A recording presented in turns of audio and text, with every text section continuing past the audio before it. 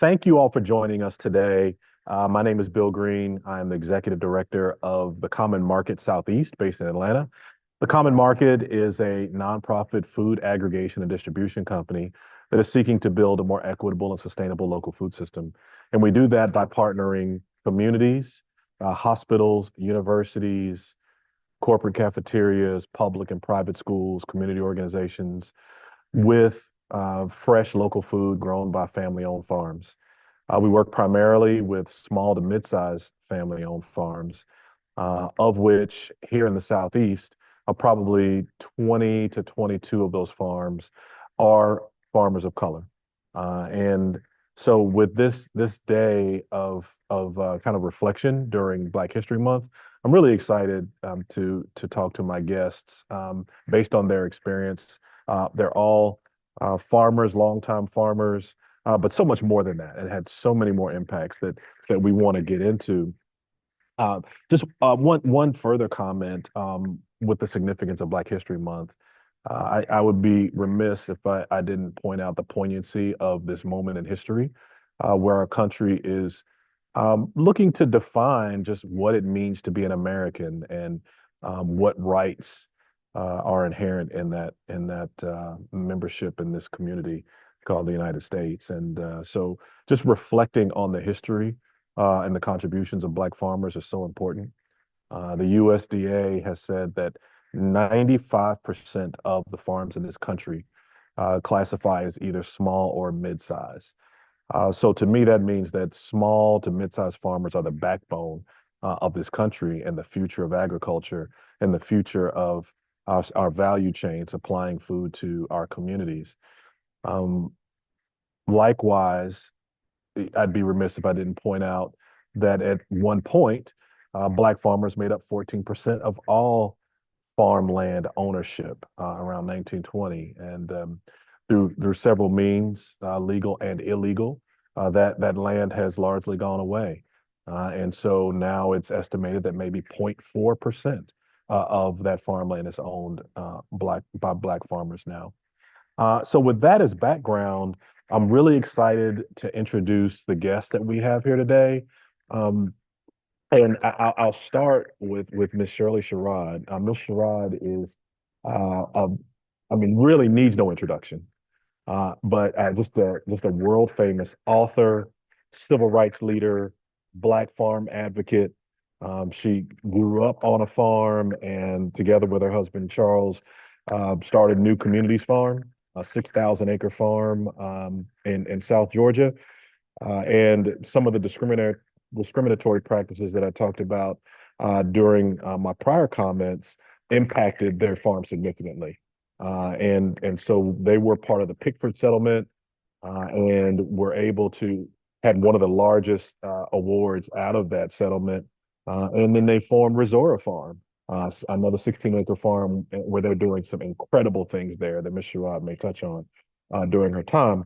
But she's a President Obama appointee, served as the first Black Georgia Director of Rural Development for USDA, and today leads the Sherrod Institute, which is the Southwest Georgia Project, New Communities, and the Charles Sherrod Community Development Corporation. And so she's on countless boards, has received multiple awards and recognitions, is a frequent speaker on the national stage, and it is just really my honor to have Ms. Sherrod here with us today. We also have, it's my pleasure to introduce two other farmers who are standing on the shoulders of great leaders like Ms. Sherrod and her husband. And the first I'll call out is Ryan Pressley.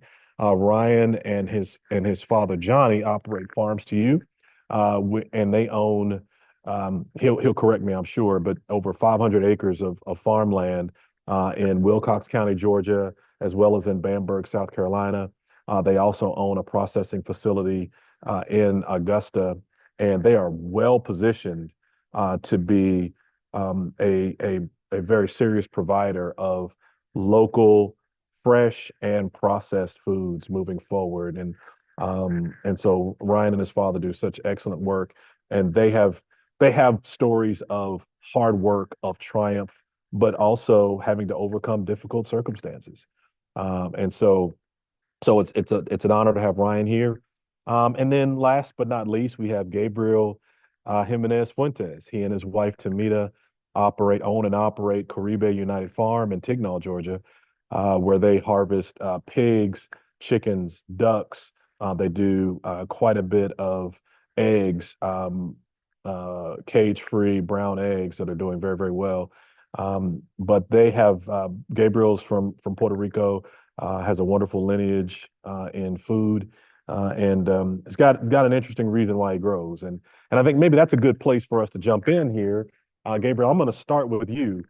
Can you tell us a little bit about your culture, your history, and how that led you to farming in the United States, how you farm and why you farm?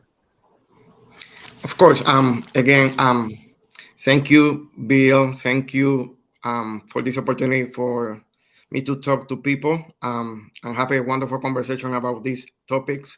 Um, well, it's kind of complex, like everything in life. How I became a farmer, but I have to go back maybe to who we are in the Puerto Rican community. Even though I live in an area that is similar to what is called urban or suburb here in USA, in every house, you have you may have some tree like fruit tree. You may have some trees for plantain or something like that. And I saw that in my mother and my father. So even though we were living in the urban area, we always have some type of produce, growing up in our patios. Um, I remember going to see or visit my sister down in Cabo Rojo. That's like a rural area. And that was my first interaction with a farm, with a piece of land in the rural area. And I remember I was a child at that time. I remember watching the pigs running around and the chickens. And I was like, wow, this is amazing. I wanted to have this. I wanted to do this. So I went to college. I did what everybody told me to do. I enjoyed doing that. But something in me was like, okay, Gabriel, you need to have a house with a little bit of land so you can have your animals. And in 2001, I was really, I have to say, it was a pleasure for me to meet my wife in Jamaica and her family. My wife and her family, they're farmers back in Jamaica. They're from San Elizabeth. San Elizabeth is considered to be the bread basket, sorry, of Jamaica. So they're farmers over there.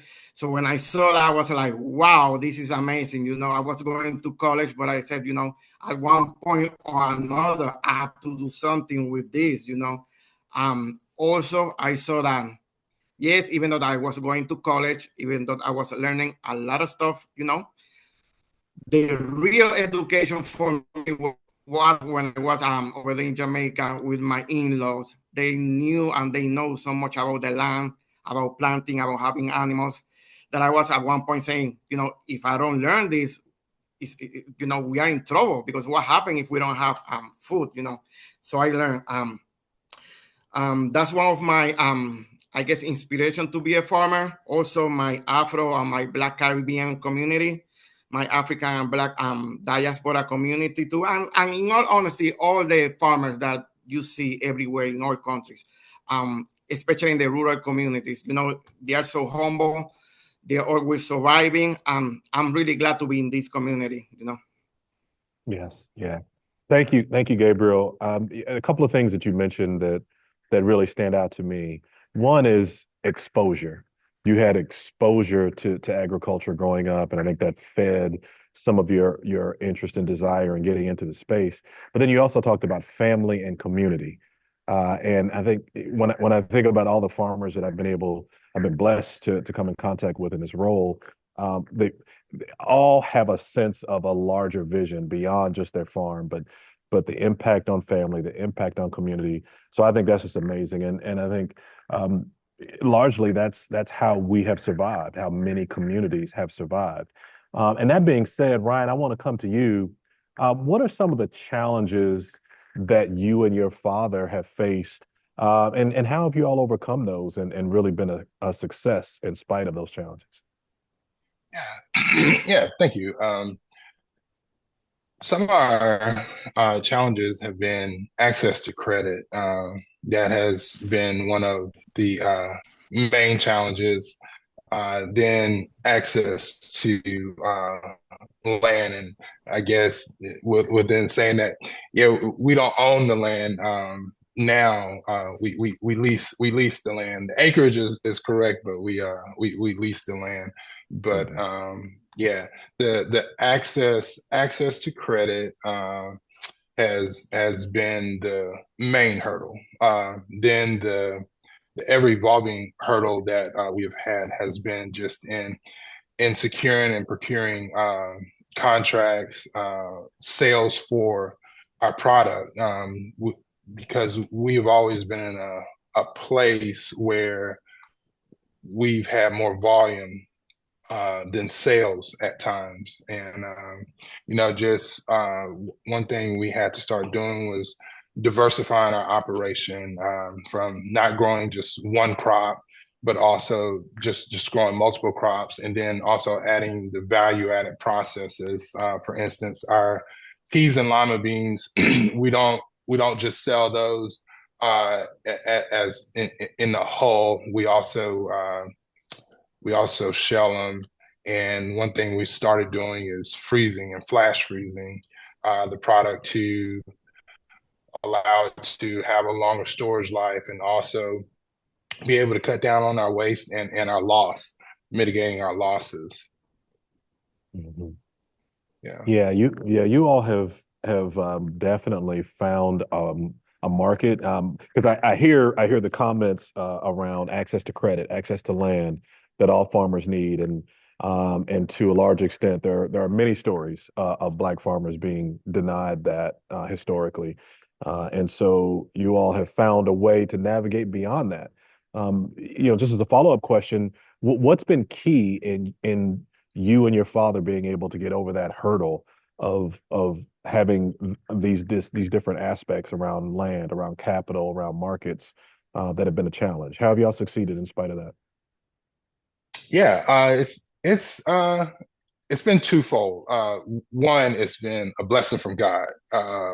We we've had other investments. I guess from a full transparent perspective, we had other investments from prior prior businesses, and entities that we've owned, but but the main part has been just the consistent focus on uh, constantly producing, and just not giving up.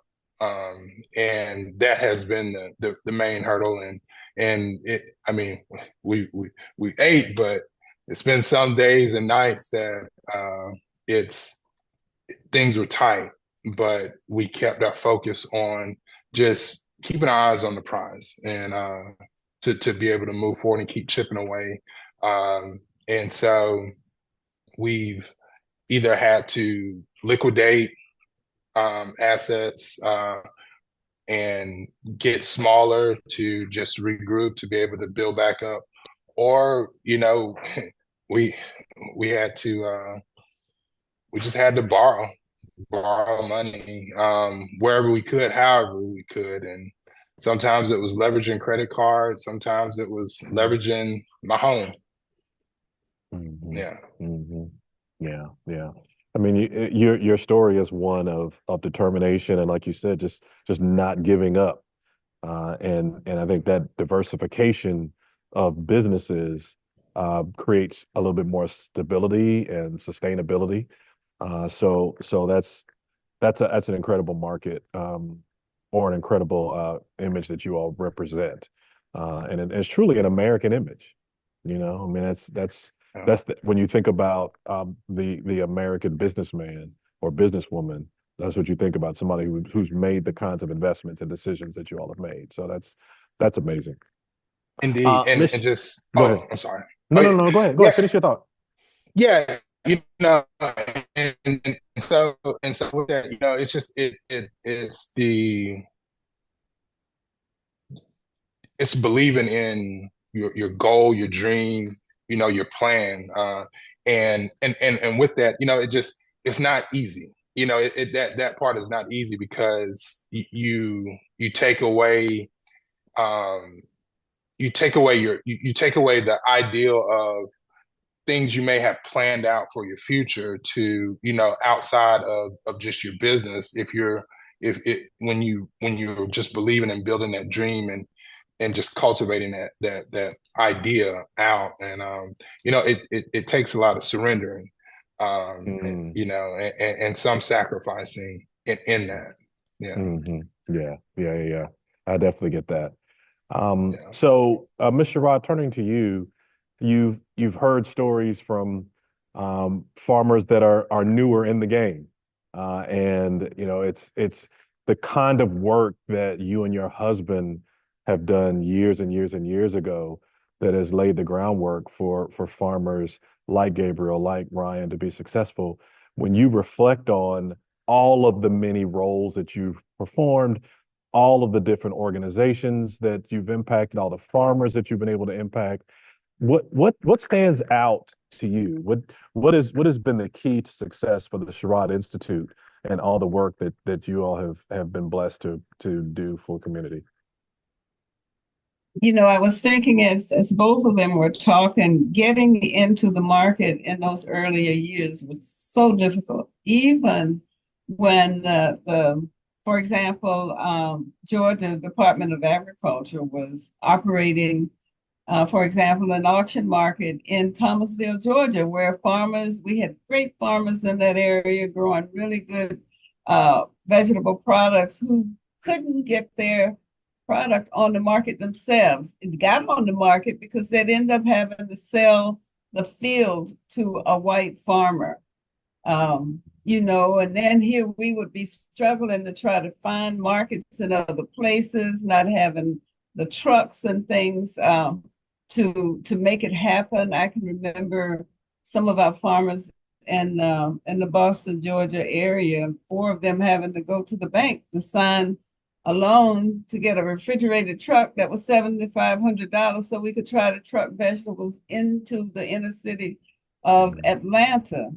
And then we did finally get a market, and then the white growers started complaining because the pickup was at the farmer's market, which forced us off the farmer's market. I just think of all of the struggles through the years and trying to create markets that should have been open to our farmers, but were not.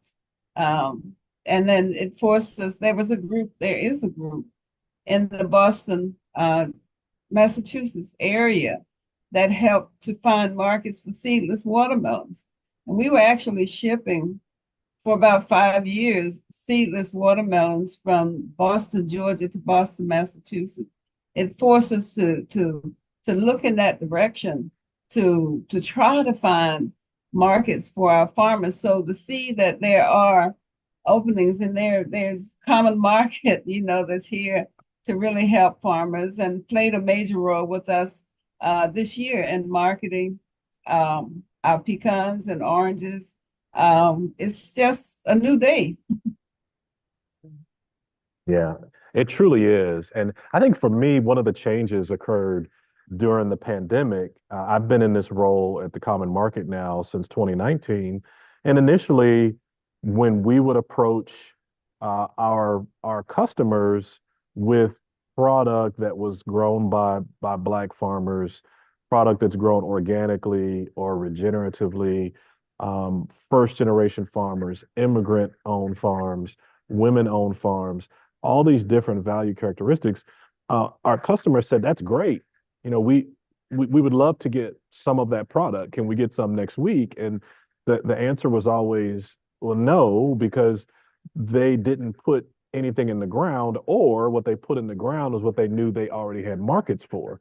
And so it was always a struggle. And I think around the pandemic, I think people started looking harder at their food, where it was grown, how it was grown, why it was grown, and they were getting more into the story. And so I think they were then more open to this concept of um, partnering with farms and going a little bit deeper. And they wanted to know the stories behind these farms.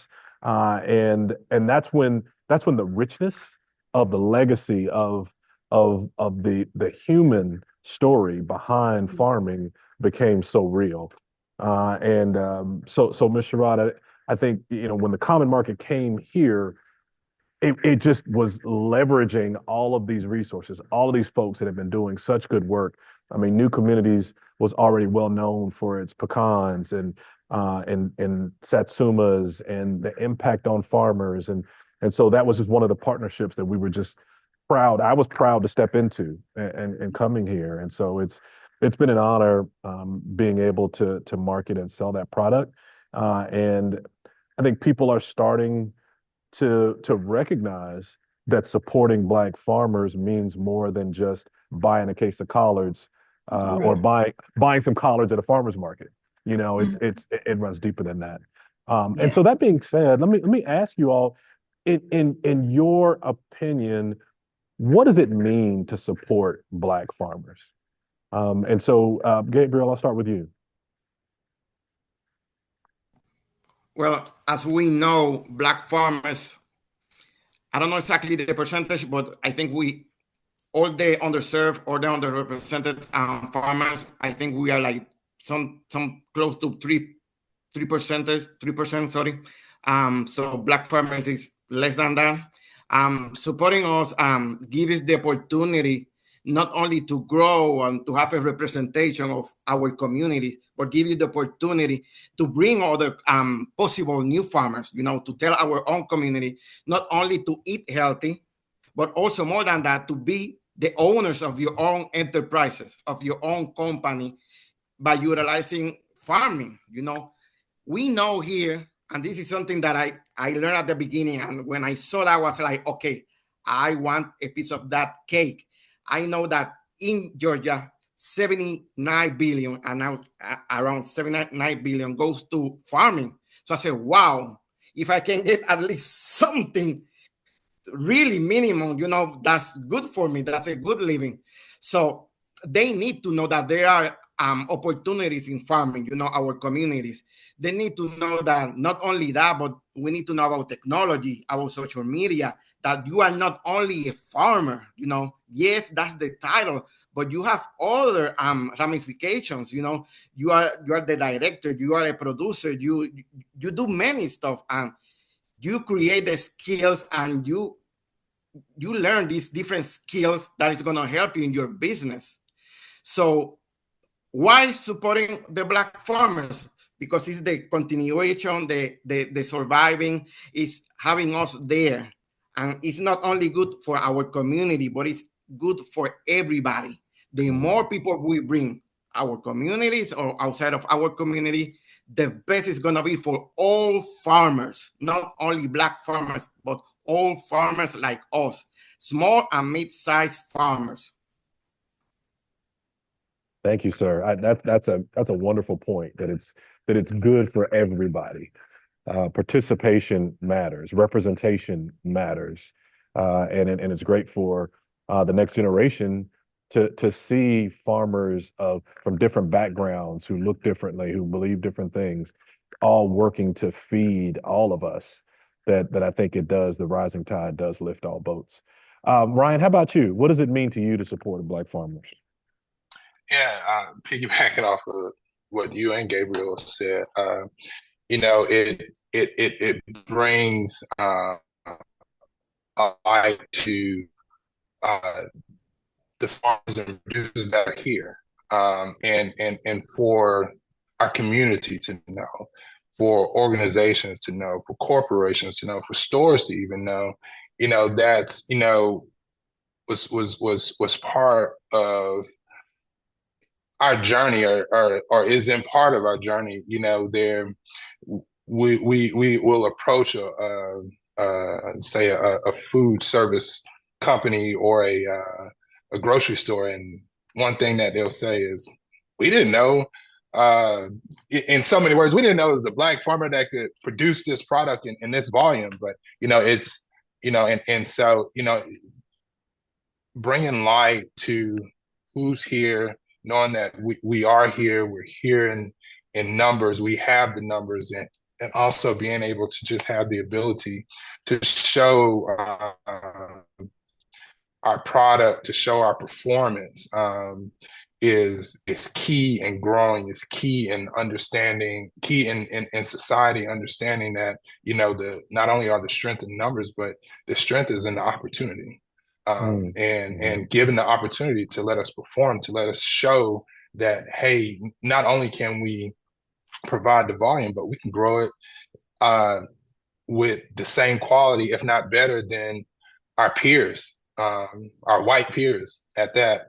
And also, you know, it's just, it'll also, I believe, I strongly and firmly believe it'll help bring our community together to keep our dollars a little longer, and so that they won't go away from, you know, our culture, you know, our people, our community. And that'll also shine a light on the next generation to show that, hey, this is something that is sustainable. This is something that you can do in life, and make a, not only a career out of it, but, you know, change change the outlook and legacy, for your family, for your generations to come. Because, you know, one thing that I saw growing up in South Carolina is that, you know, Black people own land, you know, and you know, considerable amount of acres. And, you know, a lot of times what happened, once they got older, they moved away. Once they graduated high school, they went to college, they didn't come back. You know, they took a corporate job and it went up north, or it went out west, or to the Midwest. And they either leased their land out to white farmers, or they just sold it. And so, but, you know, now we're seeing a lot of people come back home, but, you know, just keeping that light shine on the fact that there are producers here of color, that can make a change, can make an impact, but also that, hey, you know, I know for us, we're welcoming of other organizations as well as producers to come in and partner together so that we can grow, as a community, to make a impact, and make it a lasting impact. Yeah, Ryan, what you said, that was so powerful in that is that there's strength and opportunity.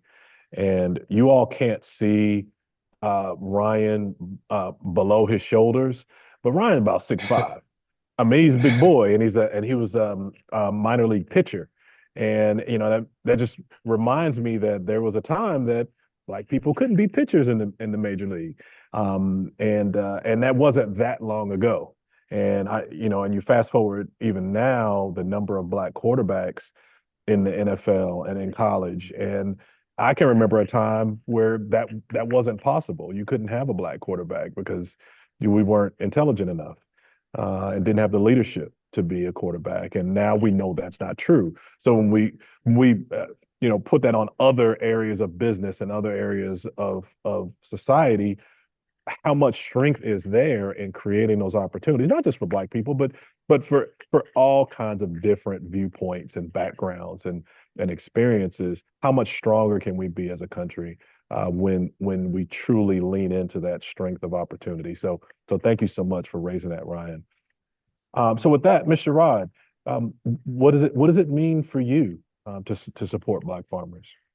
You know, when I initially started working with farmers and organizing farmers, I would joke with them, because if a farmer had an excellent crop, let's say peanuts this year, he didn't share what he did. So my first effort was to bring them together. And I found that we could have a meeting, and we would finish that meeting, and then they get out there behind the truck, on the back end of the truck, leaning over, talking to each other, and really sharing, and really, and saw what that meant to work together. And so in that way, I started pulling them into a cooperative, looking at working together. You know, it's sad to say, though, that after all of these years, my big goal was to have a processing facility that served all of them. And thought I was on the way to that just recently. And then the administration changed, and it looks like that funding is not going to end up being there. But we were able to put things together, to do some marketing together. So what I'm saying is I saw over time that they saw they could learn from each other. And they understood that working together, they could do so much more than they could on their individual farms, and that's led to a lot of improvement in what's happening on the farms today. I can say that, this morning I was out at the new community site at Missouri, meeting an architect. We're picking the site to get our own pecan processing facility, and we'll be able to not only process for the pecans we grow, but other Black farmers and hopefully others in the area, but for sure with Black farmers, moving one step at a time. I could not have imagined that early on because it takes so much money to make it happen. But again, working together, including others and what's happening, all of the training. There was a workshop going on out there this morning, it's forestry. Information is so key to growing and developing together. And we knew that early on. So if you would go to our site now, you will see preparations for all kinds of plots that are training plots to move our folks into and away from peanuts, cotton, corn, things you need, big equipment, lots of money to grow and harvest once a year. Yeah, I love what you said, Ms. Sherrod, about this cooperative model and farmers working together and coming together. I've just seen so many examples across Georgia and really across the Southeast of different groups of farmers doing just that. And Ryan, I think you touched on that a little bit in a comment earlier of wanting to work with other farmers. Do you have examples that you would like to share of working collaboratively with other farms or other organizations? Yeah, so worked with a local community organization here in Augusta called Black Farm Street.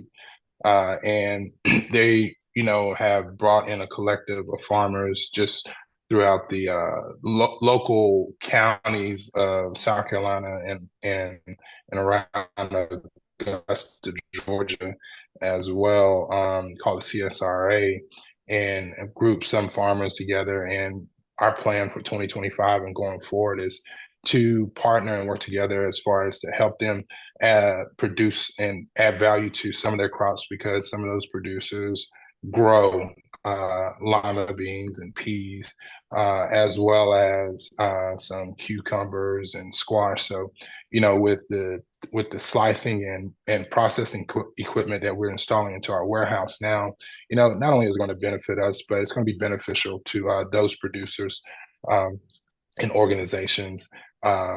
So, those are some, that is an organization there. And then a lot of farmers in South Carolina that I grew up around and had owned farmland around.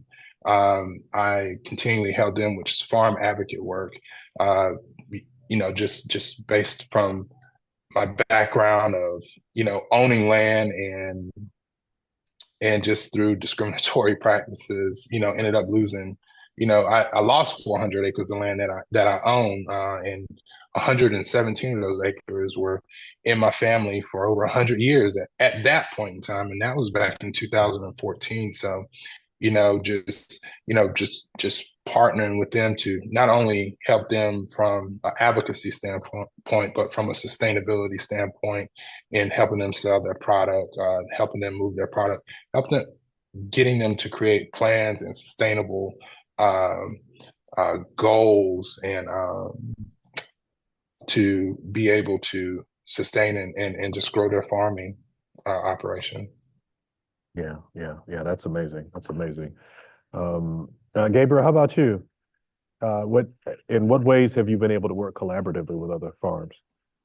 Well, I have to say that sadly in my area, there is not that many Black farmers or underserved, underrepresented farmers at our level. So we don't have that collaboration. However, what myself and my wife we're starting to do is to take a role of being a leader for new farmers. You know, we are not, in all honesty, we have been farming since 2018, but we learned through mistakes and not other mistakes, something that we're successful, what takes to be a farmer, or at least what takes to be a vendor at farmers market.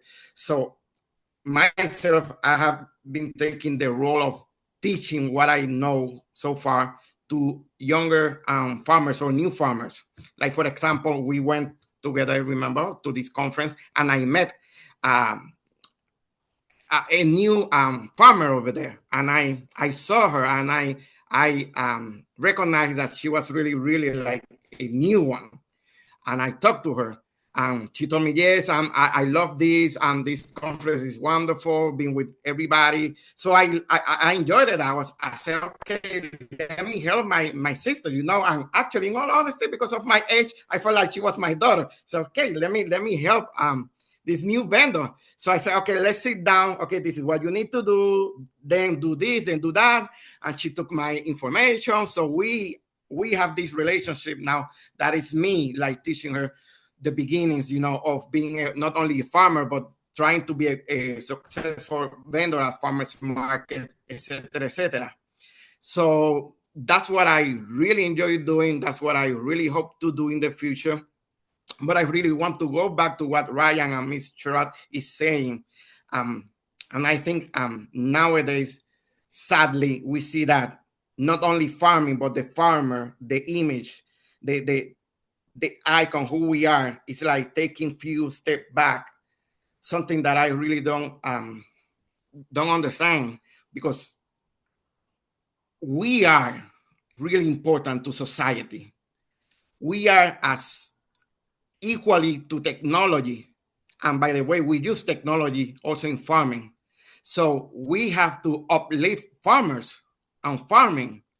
You know, we see that they're canceling research in terms of farming, or funding or grants, this and that, because they don't see us. We need to make ourselves visible, all farmers, and to say we are important here. We, every day, what you eat come from people like us. So yeah, social media matters, but also matters that you eat every day. So our image is really important too. Yeah, Gabriel, thank you for raising the mentorship piece, because that's one thing I wanted to ask each of you all. Who would you say was a big mentor for you? And it may relate to agriculture, it may relate to other areas of your life, but who was a big mentor for you? Ms. Sherrod, I'm going to start with you. You know, that's I grew up on a farm, so farming was a part of my early life, something I thought I would get away from, totally away from, but that didn't happen. So I didn't have a lot, you know, it was mostly male farmers that I started working with and organizing, and really had to prove myself with them. But I had, you know, people in my family, my uncles, well, my father was a farmer, and my uncles were vocational ag teachers or extension agents. And so I leaned heavily on them as I was learning more of how to work with farmers. At the same time, I was having to fight the battle at the farmers' home administration offices for farmers. I felt I could speak for them. I could stand up for them when they couldn't for themselves. There were many times when I wondered whether the county supervisor was actually going to get up out of the chair and physically hit me, you know. But so I didn't have many women to work with in those earlier years. But like I said, my uncles, I had one uncle, we could talk forever at night about different crops to that we should try. And he would do some demonstrations and call me, Shirley, I think the farmers need to plant pomegranates. I really think you need to get pomegranates going, or you need, he'd do a demonstration on his site and then call me and we go through it. And we were able to get farmers to look more to produce because the machinery for cotton, corn, peanuts. It was expensive. And then they didn't have the amount of land that was necessary to really make a profit from growing those crops. So I had to look to the older, there was a good group of vocational ag teachers, Black men, who were really good and could really help our farmers. But I learned so much from them. You know, I was a sponge. I needed to know everything they knew. Yeah. Well, Ms. Sherrod, it's interesting you should say that, there weren't a lot of women mentors in your space. And the reason that's interesting is that you've changed that. I mean, I've talked to so many um, female leaders that are part of the Sherrod Institute that are all doing such magnificent work. Felicia Burke, Karen Mhm. Lawrence, Amber Bell. I mean, the list goes on and on and on. These are all people that were trained by you. They came up under you, and so that's what this whole thing is about. This generational impact, and you're definitely one of the leaders who's driving that. So I want to thank you for that impact, because that blesses whole other communities, whole other farmers get the benefit because of that. Um, so thank you for that. Thank you. Can Brian, I how about you? Yeah, go ahead. Go ahead, Gabriel. can you give me Yeah, yeah, we hear you. Go ahead. an opportunity to answer that? Because in my case, sadly, I didn't have that upbringing. I didn't have that family. I didn't have an uncle like that. I didn't have a grandmother like that. But I saw in my in-laws, my father-in-law, my mother-in-law, my grandmother-in-law. Again, they're from Jamaica. I saw that love for the farming. I saw in that community of San Elizabeth how awesome it is to be a farmer. Having those conversations during the evening. In a community, drinking coffee. I saw that and said, "Wow, this is wonderful. I really want to." You have that sense of belonging when you find that a farming community that was unbelievable. Something that I was like craving and missing in my life. I want to go back and say my mother too. My mother, she was really awesome. Again, in her own small yard, having the lemon tree that's still standing over there. I remember at one point, I even myself had a rooster in the urban area making noise. I brought it from my sister's house back in the country. But for all those people that they think or may think that, oh, I don't have nobody around me, I don't have no example, no people to follow. Just search. There is always somebody that may not be your blood, but that person will become your family. It's gonna give you all the support, all the help, all the love that you may need. Like I found it. And now I have to say that I'm really happy, every day. It is a challenge to be a farmer, but when you go and you shake hands with people, when you talk to them about farming, when I talk to you, Bill, when I talk to Ryan, people like that, it's unbelievable. I feel like now I belong and I have a sense of, of continuing doing this. So just find somebody, Mhm. go. Yeah, yeah, very good, very good. Thank you. Ryan, how about you? Yeah, so it's multifaceted for me. I guess I was lucky. I was the only grandchild and only child, and on my mother's side, and that's where I learned and got the passion and desire to farm. And so my grandparents were inspirational in cultivating and teaching me how to grow the crops, how to tend to livestock. So in the earlier days, and then also my father, just with his vast entrepreneurial experience, having ran a produce company prior to Farm CU for 20 years, and just his business acumen has helped me with cultivating sales, growing and diversifying just on the production end. And so, but with my grandparents, they instilled a level of work ethic and belief in what you do and taking pride in it, from just from the product itself, from tending to the crop to tending to the animal, and listening to what they're saying to you instead of you telling them and making it be how you want it to be, and showing that sometimes it's better to lead from behind. And then also just in farm advocate work, Benny Bunting, he's with Rafi, and from the years of having to file crop insurance appeals, loan appeals, you name it, just farm appeals, just to be able to farm sometimes.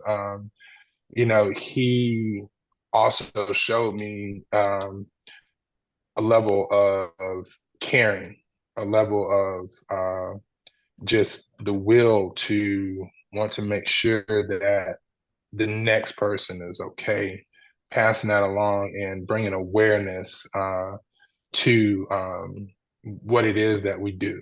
And so, and with him, I definitely would not be here today in this position with the wealth of knowledge that I gained just from a regulatory standpoint, and also just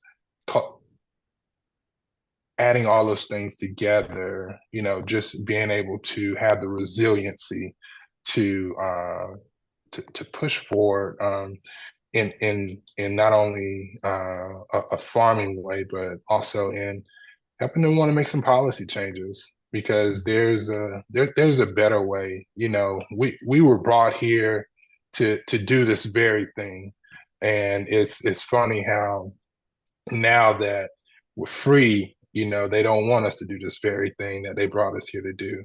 And so, it's but just resiliency, just from all parts, has been something that I've learned from those people. Yeah. Yeah, If thank I you for could add, sharing. if I could add Go ahead, Ms. something to that, there was a group of us activists being trained. So it's interesting that you would mention Benny Bunting, and most of them were people like Benny, and white women from Minnesota and Wisconsin and other states, and we all learned together advocacy so that we could really advocate for Black, not just Black. Well, for me, it was Black farmers, but I was part of the mix that got a chance to be trained right along with people like Benny. I just thought it was interesting you would mention him. Yeah, small We world. always yeah, we've missed I've always missed you by a minute or a day from a lot of conferences and organization meetings that we both been at, and it's funny how 15 years later we're on a call together. So I hope to speak to you further in the future as well. Yes, I'd love to get with you. Yeah. That's awesome. That's awesome. Yeah, I mean, for me, I mean, I'm relatively new to this space. I've only been here, like I said, since 2019. Um, and so transitioning from grocery retail to local food systems work, for me, Rashid Nuri was somebody who just took me under his arm and said, "Here, let me show you. Here are some of the people you need to know. Here are some of the things that you need to learn. Here's where you can go to get it." And of course, you know how he is. Here's my book. Make sure you read this. So he was one, and Bill Bowling was another one. That started the food banking system here, and just really introduced me to a lot of people that I've been able to leverage on behalf of farmers, to create new pathways for them. And so those are two names that I would definitely call out that have been meaningful for me. Yes, So let's Bill and I yeah, were go ahead. Kellogg Fellows together, so I Okay. know him very well. Uh-huh. I imagine you've got like a Kevin Bacon 7 degrees of separation with everybody. Everybody's probably coming to your scope at some point. That's that many Bill, years can of you give me the impact. opportunity to add something that, Get loose. Go ahead. and I heard this, I keep thinking and going back to what Miss Sherrod, she was saying. I have the pleasure to be, this is my third opportunity to see and hear Miss Sherrod. But I'm kind of sad what Miss Sherrod said in terms of where she was going, but now seems that everything stopped. So my what can I say? My I would like for maybe you, Bill, Ryan, and other farmers, if we can sit down with Mr. and gain all that knowledge and all those goals that Mr. was trying to do, if we can be the next group of people trying to do that, because I know, or we may know that maybe in these years ahead, that's not going to happen. But that doesn't mean that maybe later we can keep doing this. We can have this goal and this will happen. But that knowledge that you have, please, can you transfer that to people like us so we can keep working and getting this goal a reality, not only something that is a desire, but something that is going to be in action, that it will happen. I will be more than honored to be there, sit down with you, with other people if they want to, obviously, and sit down and hear what you're saying and keep working and doing this, not only for you, for our community, and for everybody. So please, if you want to do that, somebody, Bill, if you want to do, okay, let's do that. We can sit down and you're going to count me in. All right. All right. Mr. Rod, what do you say to that? You know, I guess if you talk to any of the staff around here, they would tell you that I'm always sharing some of the story of where we come from with this work. And I think I shared with the group in Atlanta the other week. It's so good to see more women involved in agriculture, because there was a time after they were not really needed because machinery was there, you know, these big combines and so forth, that women were actually left out of the farming operation. And, you know, I've had situations where helped a farmer to be successful with one farm. He targeted some more land he wanted where cattle could be grown. And he didn't want to put that farm in the wife's name, you know. So there's so many stories through the years that I've used to sort of help enlighten or help younger people to see where we come from. And then just in dealing with people, you know, I had to always, as a woman, I had to be careful how I handled our men in terms of the information I was trying to get through to them. So those are things that I share all the time with staff. And And Mr. I Rod, should say go ahead. to you all, you know, the way we saw, you know, we were working on Black land loss issues way back, you know, in earlier years as the commission was sounding the alarm about the loss of Black-owned farmland.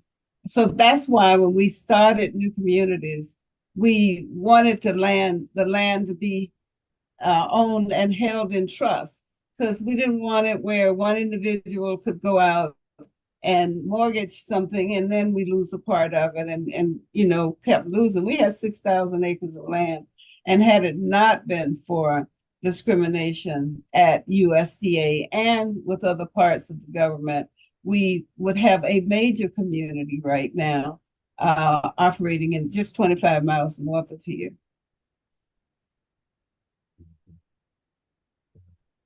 And Mr. Rod, I want to give you an opportunity too to remind everyone about your book, because I'm sure many of these factoids and history lessons are in your book. You wanna plug that real quick? Yes, that was really done after I was dismissed by the Obama administration. Um, So all of this, people keep telling me, you got to write more. You can't just write. That book was requested after what happened to me with Breitbart and the others. Breitbart targeted me, and now look at what's happening. That fight was really mine early on, and but I can't think of his name, who was with the. Anyway, I was like the third person targeted after Jeremiah Wright, and people didn't see what was coming. You could see, I had to do a 7 hours of deposition after I filed a lawsuit against Breitbart. He died, and his wife had to be substituted. But I'm in this office where I had to go for the deposition for his lawyers, and I'm seeing all of these conservative lawyers working together. And I'm in a room, during the break, where there's this map that covered a whole wall with the map when I think it was, I can't think of his name, who only won 6 states. You could see what was happening. I wish our people could have seen what was happening. And now we don't know what's going to happen now under this administration. I think they don't want us to be here. They don't want us to own land. They don't want us to organize so that we can try to do what we can do ourselves if we ever get any other help from the government to make that happen. Mm-hmm. I'm not encouraged right now. But this is when we fight. This is when we should be organizing to work together to help each other so that we can all survive. Completely agree. I mean, in times like these, this is who you find out who you really are. And I believe, we are people that has overcome worse, and we'll survive this too. And I was thinking too, back on what you said, Ms. Sherrod, about the facility that funding was cut. That's for now. I mean, that's not the end of the story. And you've been through so much more than I have, so that the current circumstances aren't necessarily where things end up, because we're all people of faith, and we know God has a plan, and it goes beyond whatever the current administration or even future administrations have to say about it. So that's all I have to say about that. But we're about at time, and I wanted to kind of close on this question. What advice would each of you all have for anyone who's maybe new at farming, thinking about getting into farming, or thinking about giving up on farming? What advice would you have for them?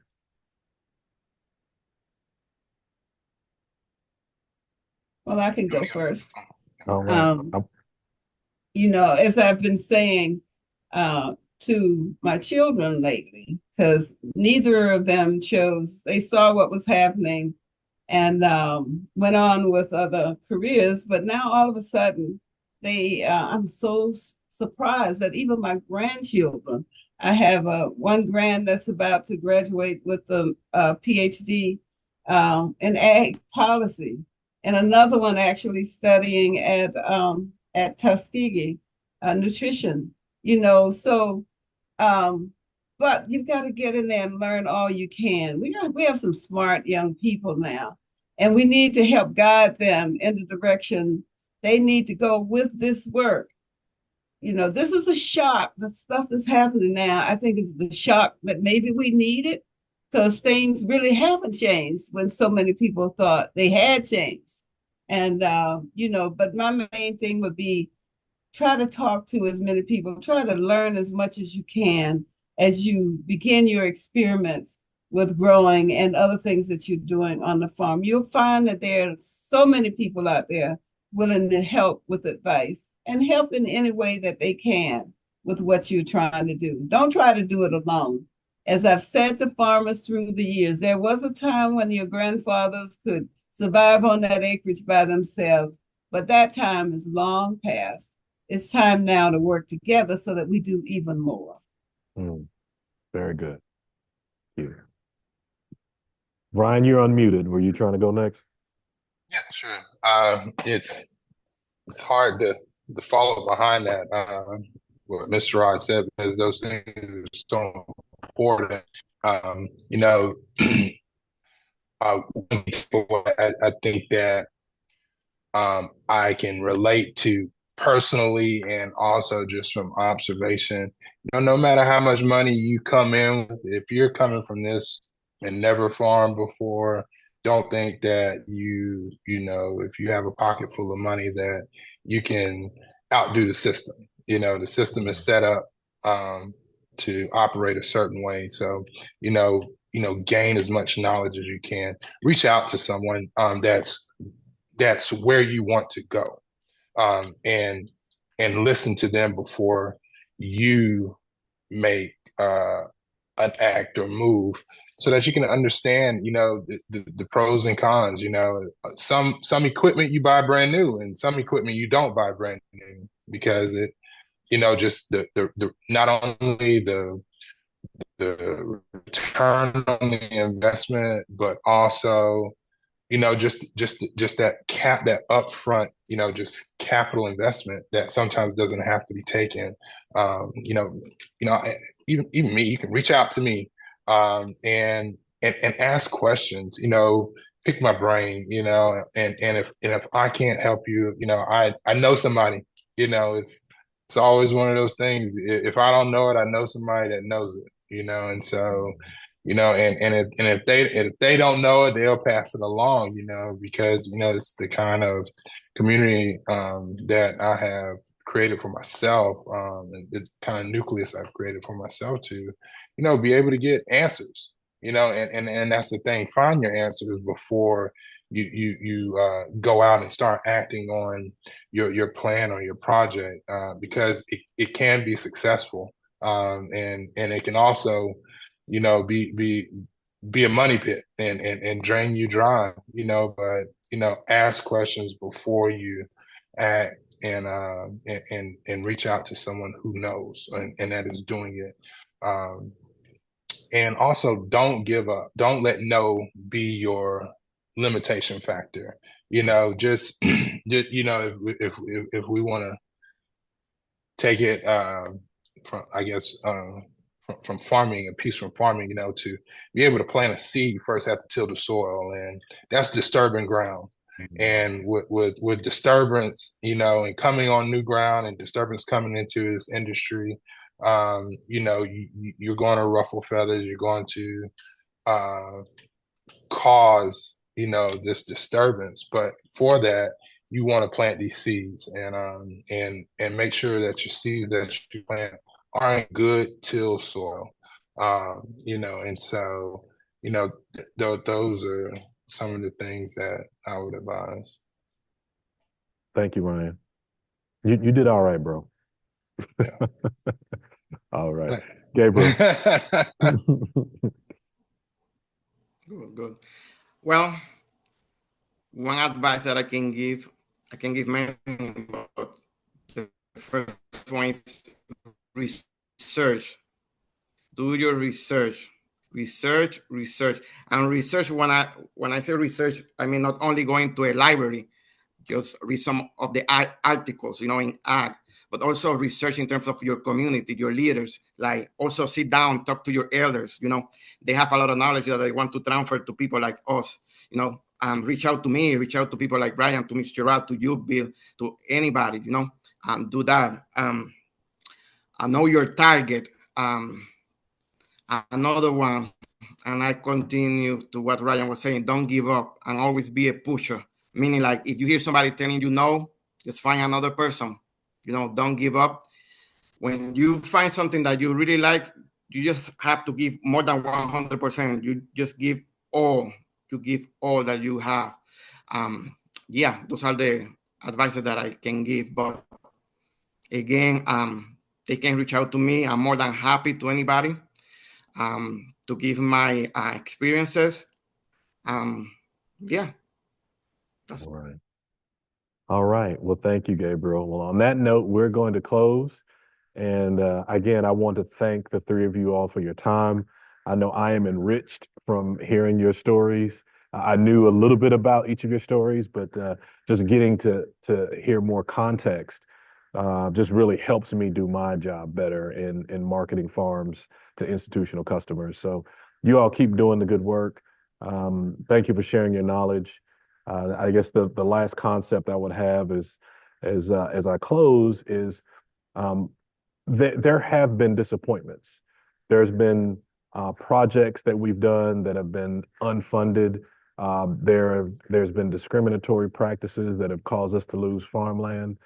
But the future is bright, and the reason it's bright is for those who choose not to give up. Each of you all said, "Don't give up," and you're sitting here today because you did not give up.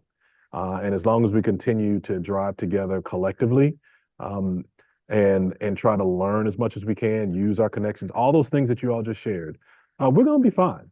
Like I tell my team here, the answer is never no. It's just not yet. And so for those things that we don't see yet, it's just not yet. So we're going to get there. So again, thank you all for being here today. And I look forward to continuing to work with each of you.